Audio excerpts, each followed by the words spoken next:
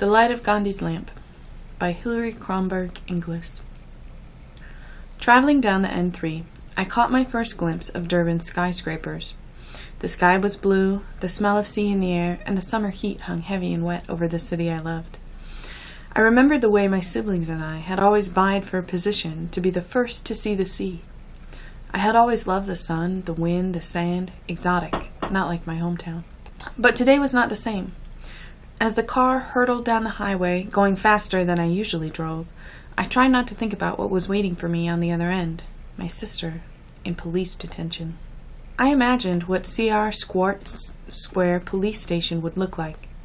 Would it be like John Vorster Square Police Station in Johannesburg, where Neil Agate had died in detention? Committed suicide, authorities claimed, by hanging himself. Nobody believed he had taken his own life. Like other people detained by the police for anti-apartheid activities, the details of his suicide were odd and suspicious. A detainee had slipped or jumped from the 10th floor. I'd driven past John Vorster Square many times. To avoid looking at the blackened windows at the top of the building and thinking about the history of who had died or been tortured there, I always looked instead at the little Chinese restaurant on the opposite side of the road. Today I had dressed more thoughtfully than my usual tatty student jeans and t-shirt, and I had washed my long blonde hair and brushed it neatly. I had also brought flowers. It was 1985. I had run from the Schomburgs, whips, rubber bullets, and tear gas on Wits University campus. I'd been arrested and photographed, mugshot style, for being part of a peaceful, illegal gathering. Yes, and I'd even run from real bullets that day in Orlando with Winnie Mandela and Peter Mokaba waving boxes of matches. We had run faster than our legs could carry us from the young boys with machine guns perched on top of Caspirs, boys that looked just like my older brother. But somehow this trip to Durban was more frightening than any of the experiences. To be coming face-to-face, one-on-one with a man who might be torturing my sister, a man who may even have already killed her. And here I was, wanting to reach out, to take his hands in mine, to make him gentle, to settle the demons he thought he saw in my sister's face. I wanted to tame him, to save my sister's life. Could I do that? Only 19 years old, a white girl, on the other side, in his eyes, a traitor, a communist, with a viciously dishonorable intentions of overthrowing the white apartheid government? I was shaking, and the journey seemed to drag and drag. The appointment was only the next day. I still had to get through what I knew would be a terrible sleepless night at my sister's apartment. I hoped for peace and quiet tonight while I prepared for what I would find at the prison. But I stood stunned in the doorway. Her modest but beautiful flat had been ransacked by what must have been a police raid. The carpets were black and filthy. I gagged. Anita had always been my refuge. When Mom and Dad fought and I was too young to understand the normal stress of a marriage with no money and 4 children. When my big brother bullied me and Dad was out visiting parishioners with more important problems. When I needed to talk about having sex for the first time and thought myself bad and disgusting. Looking at her papers strewn all over the room, it felt as if she had been violated. I spent the next 5 hours with a foam cleaner, scrubbing the carpets, restoring the cocoon I had been expecting. As the night dragged on, I began to seriously doubt my ability to visit the police station and extend the olive branch to the officer who had detained my sister. Why were we doing this? Anyway, my sister and I.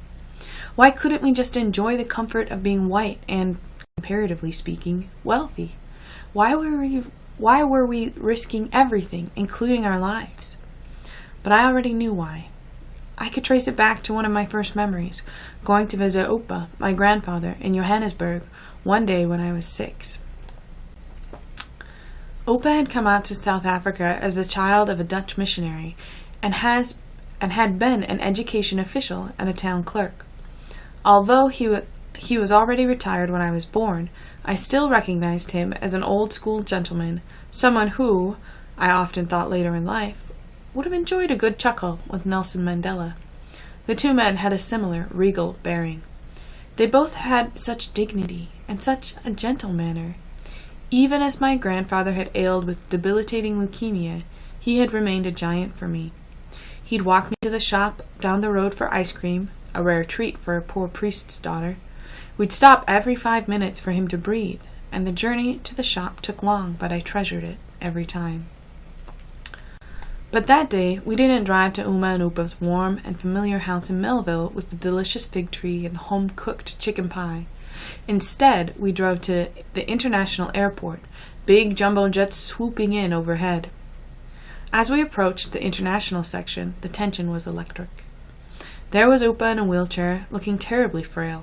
I knew he wasn't well, and that he was in and out of hospital all the time, but he looked very gray today. "What are we doing here?" I asked. "We're here to see Uncle Michael," my parents said. My Uncle Michael, Upa's second son, had been prohibited from re-entering South Africa many years before for speaking out against apartheid while out of the country. He, his Norwegian wife, and my 2 little cousins now had homes both in Botswana and Norway. "Wow!" I yelled, excited at the prospect of meeting up with my cousins, whom I only knew from photographs. "This is going to be fun!" But as we approached a huge glass wall, I realized that this visit was different than anything I could have imagined. On the other side of the glass, under a big sign saying, "International Transit Lounge," stood Uncle Michael, smiling, yes, but with a pained expression on his face, and we stood on this side of the glass with an equally restrained joviality. As my Upa lifted his hand to the glass, Uncle Michael lifted his in turn to touch each other through bulletproof, soundproof, and the warmth of a hug-proof glass. Knowing Upa was frail, Uncle Michael had made the trip, even though he wasn't allowed to leave the International Transit Lounge. It was their final goodbye. What a cruel war this is, I realized. Yes, it must be a war, because surely nothing else could cause pain of this magnitude, separating and blocking families, even at times of imminent death. Something here was very, very wrong. Throughout my childhood, there were other reminders of the injustice I first saw when I was 6, seeing so-called terrorists lying dead on the ground, trophy style, in the SABC TV news bulletins, yet they seemed mere children to me. They couldn't have been more than 16 years of age, or going to the school camp I went to when I was 9, where they taught us to shoot black cardboard cutouts in the middle of the night with our torches. How bizarre it seemed to me at that age, sleeping outside in the freezing cold, playing these war games, raising the flag and singing the national anthem military style every morning. When I was 10 and returning home from a playdate at my friend's house, the evening breeze would sweep through my long hair. The jacaranda blossoms would drift gently down from the trees to form a thick purple carpet on the pavement. I'd weave carefully around the tubular blossoms to avoid the bees, and I'd run past the men on the corner playing cards to the faint sound of Quayla playing on their old portable radios. "Hello!" I'd shout, skipping past. But some nights I noticed their absence, the lonely silence disturbed only by the noise of a yellow police van driving up and down the street, and the occasional van door slamming. One such night, there was a very loud, "There is something wrong," kind of knocking on our front door. My mother went to the door. I could hear a heated exchange, the tone of my mother's voice similar to the one she used when she opened the door to the very insistent Jehovah's Witnesses. But this couldn't be them because it was too late at night and because my mother was louder than she ever had been. I overheard enough as I listened, with my ear pressed to the lounge door, to know that they were looking for Jeffrey. Jeffrey was the husband of our maid Joanna. She lived on our premises. Joanna was my other mother. Joanna saw to our every need. When I woke in the morning, a hot breakfast was waiting for me, cooked by Joanna. When I got home from school, Joanna had made my bed, cleaned my room, and made me lunch, waiting at a beautifully laid table. And when my parents went out in the evening visiting parishioners, Joanna fed me the supper she'd prepared, and bathed and put me to bed. All this in between polishing floors on her hands and knees, scrubbing toilets, and cleaning any speck of dust off ornaments and furniture. I had been aware of my parents insisting that Joanna's husband and baby be allowed to stay with her in our backyard servant quarters. This was something that my friend's parents did not allow. By law, I learned later, only the domestic worker was legally allowed to stay on our premises, if we had the necessary documentation. Most of the domestic workers and gardeners left their families at home in the homelands. They were all migrant laborers. Only white people were allowed to live in the leafy, beautiful suburbs of Pretoria, and their black maids lived in tiny back rooms, serving their every whim. Tonight was one of those nights when the yellow police van, full of red-faced white policemen, were doing the rounds to arrest those with the wrong skin color in the wrong residential area, throwing them into those vans to suffer at the hands of the violent apartheid system. Men and women who served us hand and foot in our homes and gardens were treated brutally and often separated from family for days, months, and years.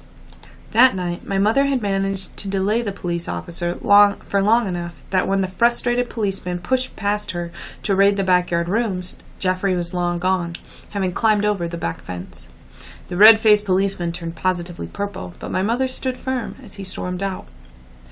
I lived in fear of those vans from that day on, and I cherished the warm, balmy evenings when the Kwela music drifted in from the street corner, suggesting that all was right with the world. But still, though I knew why my sister and I were doing what we were doing now as adults, I wasn't sure if I had the strength to go to the police department the next morning. I sat back on the damp but clean carpet to catch the breeze coming in through the open window, to catch my breath and to affirm why I was here in Durban for this momentous meeting. The curtains billowed, dancing and sweeping in and out of the window, and I could hear soft strains of music coming from a distant apartment down the street. As I stared across the silent and dimly lit room, I caught sight of something, squinting to make it out. Was it? It was! Mahatma Gandhi's lamp. Anita said it had been saved from Phoenix Settlement a few weeks previously. Phoenix Settlement, the ashram Gandhi established outside Durban in 1904, had been ransacked and virtually destroyed during what the government called black-on-black violence, a ploy to portray the black majority as out of control, but which we knew was fueled and orchestrated by a minority government hell-bent on staying in power. My sister's partner, Richard, who was also in detention in a different prison, we knew not where, was the caretaker there and had rescued the lamp from a group of looters. The lamp was absolutely beautiful, with its tall, twisted brass stem and oil reservoir, and the simple wick and glass shade. I could imagine it burning brightly when lit, the flame representing that courage of Gandhi, a beacon to many oppressed peoples. Now the lamp seemed to glow. I took a deep breath. I would go to CR Sports Square no matter what I found. Somehow, I would fulfill my mission of peace. In the morning, my brother Steve accompanied me as far as the parking lot of the police station, ducking under the dashboard. Because he was in hiding, Steve worked for the South Africa Student Press Union, SASPU, radically anti-apartheid national newspaper, which had been regularly banned for distribution. When the state of emergency was declared, the newspaper staff had led their Johannesburg offices, which were then raided by the security police and later blown up. Many of those working in the building had already been detained. The security police had been to Steve's flat looking for him. The addition they had been working on was finished while they were in hiding, with the final touches done late at night at the Pietermaritzburg premises of the independent newspaper, The Natal Witness. It was printed early the next morning, and Steve drove around South Africa delivering bundles of the newspapers to young activists in the townships. On this occasion, Steve was in Durban incognito to distribute copies of SASPU National and to meet with student journalists and leaders. I said goodbye, wondering somewhere in the recesses of my brain whether I would ever return myself.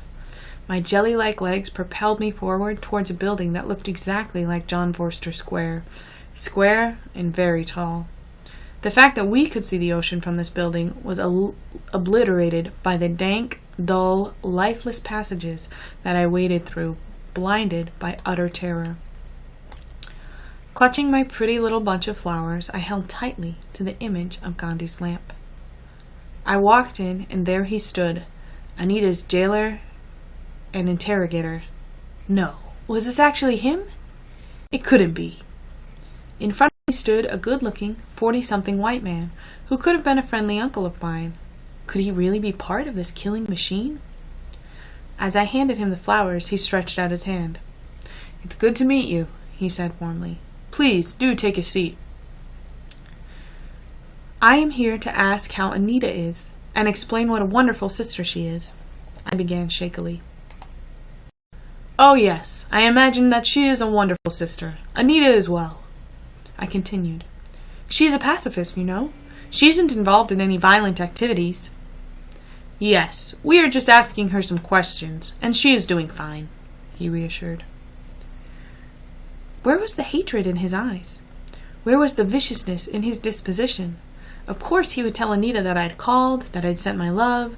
Of course he would give her the letters from family and friends. Of course he would treat her gently. It was surreal. I'd psyched myself up for this? This, which wasn't daunting at all? Mahatma Gandhi never had it this easy. But, as I was to find out 2 weeks later, when the courts ordered my sister and her partner's release, that good-looking, friendly uncle had indeed reported that a family member had visited, but he had lied and told her that Steve had visited. And at that news my sister had been very distressed, believing Steve had risked his life to visit her. This was one technique Anita's interrogator used during her confinement as he tried to destabilize her emotionally. He placed her in solitary confinement, leaving the cell lights on and playing loud music all night long. He tried to convince her that Richard was unraveling in his own prison cell, feeding her constant lies. Richard shaved off his beard today. These were typical techniques that the apartheid regime used against white activists. White detainees like Anita could rely on some restraint because any torture of them could lead to a public and media outcry. Black comrades suffered far more brutally at the hands of those same police. Richard's next-door cellmate, Billy Nair, was so badly beaten about the head that his eardrum burst. But occasionally, interrogators would torture and kill white detainees also. Not knowing which way your interrogator would lean meant that you had to be prepared to die. With the loss of outside reference points, Anita used strategies to counter these attempts by talking at length, for example, about aspects of her life that she loved, such as good red wine. Anita also spent many hours in solitary confinement singing songs from her childhood. The Sunday school songs coming first to mind, and one song, more than any, stuck with her. Jesus bids us shine with a pure, clear light, like a little candle burning in the night. In this world of darkness, so we must shine, you in your small corner, and I in mine. When Anita and Richard were released, the jailer stood at the exit door with a bottle of wine in his hands.